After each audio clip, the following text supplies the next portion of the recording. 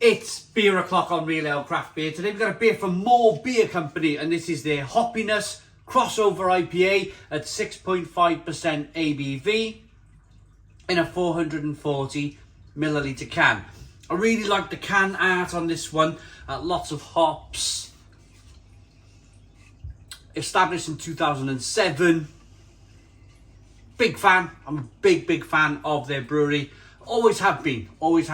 Ever since I first tried the beer, probably for me at about the 2012 I think was the first time I tried something from Moor. But yeah, without further ado, let's get the beer out into a glass and see what we get. This is live beer. This is naturally carbonated in a can. So let's get the IPA out into a glass. Now, Justin, the owner of the company, is actually an American. I met him a few months back. We did a collaboration together of our own. Some of you might remember it. Yeah, so Justin's an American, and he got this kind of great American background for IPA. So I'm expecting this one to be really good. Really good. Now, it's something that really interests me, because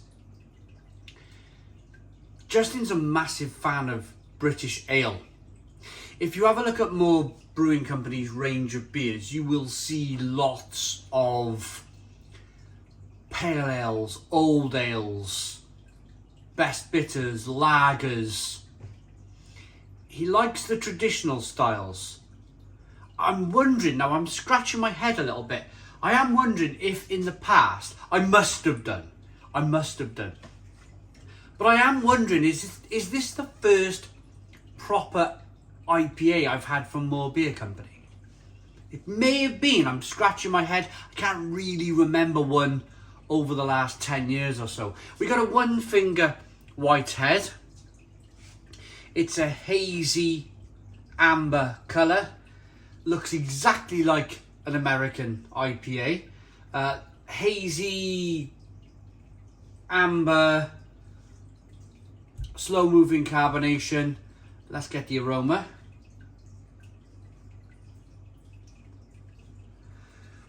Oh yeah, it's got all those wonderful orangey, kind of tangerine, grapefruit aromas coming through. A little bit of spiciness, a little bit of a pepperiness coming through. It's got a fantastic aroma. Let's dive in. Cheers, everybody.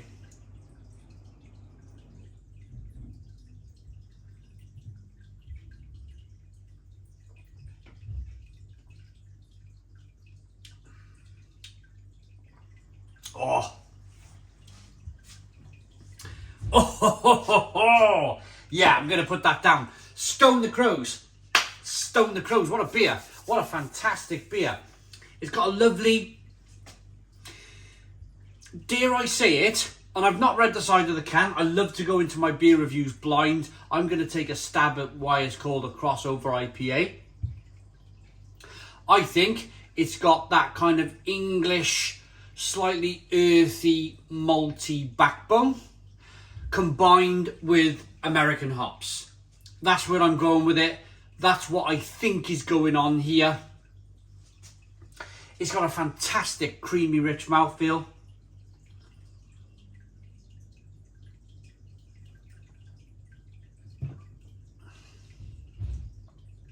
It's so drinkable. You get this kind of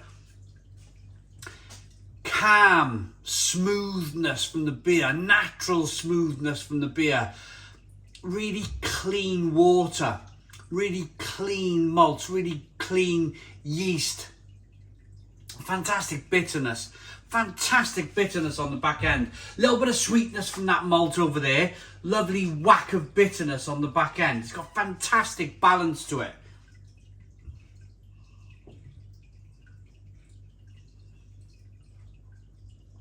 Oh, it's really good. It's really good. Now, because it's live beer, because it's, let me explain what that is. So Now, what I think is going on here is that they ferment the beer, and then they kind of let a little bit, a very controlled little bit of carbonation carry on in the can. So the can naturally carbonates for you.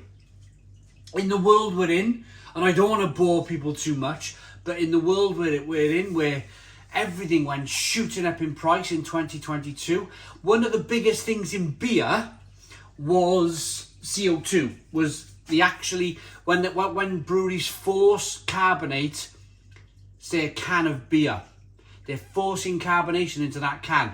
That CO2 went up by like 600%. So 1 minute a brewery's buying it for, say, let's just use the figure, just say a brewery's buying it for 100 quid.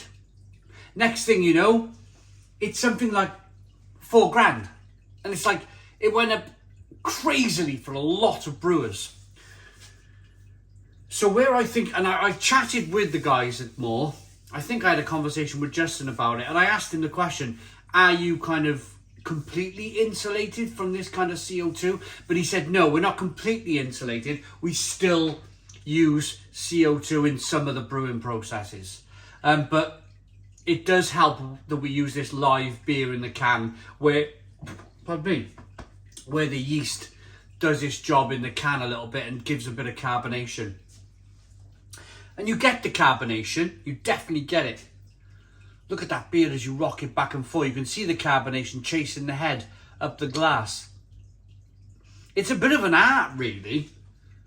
It's a bit of an art. You've got to get it right. You've got to get it right. I mean, can you imagine doing it, like overdoing it? My goodness me. You'd be like, I'm not even going to go there. I'm not even going to say the word.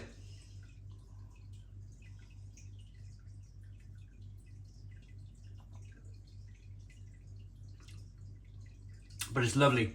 It's lovely. It's got that slightly British, slightly kind of earthiness to it. But then really bitter and grapefruity and lemony, orangey. It's fantastic. Absolutely fantastic. So, hoppiness. I guessed English malt, maybe English yeast, which I probably doubt actually. And then American hops. Let's have a look. Hoppiness, a crossover of our favourite IPA elements from around the world, combining bitterness and sweetness, chaos and precision, and just the right levels of haze into a veritable fruit bowl of hops. Hoppiness equals happiness. I think I'm kind of banging on the nail on the head there. They've said from around the world. So they may have used like maybe Australian, New Zealand, American hops. But I think they would have definitely used British malt. You definitely get that kind of little balance, that little sweetness, that slight earthiness, that lovely balance in the beer. It's fantastic. It really is fantastic. I really like it. I really like it. So yeah, it looks really good. Look at that. Looks really, really good. Smells really good. Now I'm able to wash the glass around. It's really good. And it tastes fantastic. Look at that head. It tastes fantastic.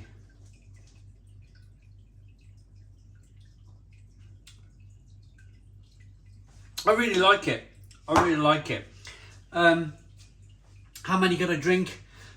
I reckon I could drink 2 or 3 of those. Big bag of salted peanuts. I could drink 2 or 3 of those. I'm in the kitchen today because it's freezing out there. It's just absolutely freezing. I've given up trying to do reviews in the bar in the winter. I will, but it's like -2 out there today. And it's dark as well. So rating for the beer, I really like it. I like it enough to give it a Stone the Crows 9 out of 10. So 9 out of 10 from Real Ale Craft Beer. Please put your comments in the comments box. Subscribe to our daily beer and food reviews. Give us a big fat thumbs up. Boom. Cheers.